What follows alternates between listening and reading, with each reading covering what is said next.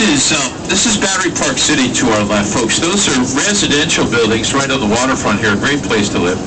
And up in the middle of Battery Park City, I'm sorry, this is called Battery Park City. Up in the middle of it, the World Financial Center, and just inland from it is the World Trade Center. And you can see the very tall building there with the cranes on it. That's called One World Trade Center, and that's going to be New York City's tallest building. Now, I'm going to talk about that a little bit later on, though, because for the moment I want to focus on the old World Trade Center. I'll point out to you where the Twin Towers stood, give you an idea of what the World Trade Center was, and a few notes about what occurred on 9/11.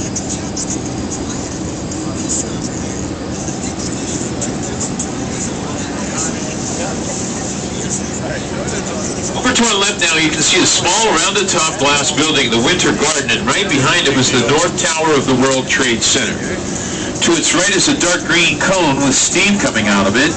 Behind that was the South Tower. So if you look left, you can picture precisely where the Twin Towers stood as space was left open there to see almost the entire towers from the water or from New Jersey. But the World Trade Center was much more than the two famed Twin Towers. It's a 16-acre campus that had 7 buildings on it with a unified look to them. Between the towers was a beautifully done 5-acre plaza that was modeled on Piazza San Marco in Venice, Italy. It had sculptures, performing venues, and on a nice day you would have found thousands of people in the plaza having their lunch outside in the open air.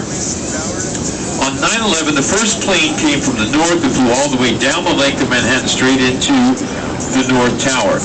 The second plane was from the same direction, but that was over New Jersey. It went down beyond where we are by quite a good bit, and then backed around, came up, and hit the South Tower approaching from the south when the buildings collapsed, and eventually all 7 buildings of the Trade Center collapsed. They came down into that 16-acre, 6-story deep foundation hole in the ground. That's what became known as Ground Zero.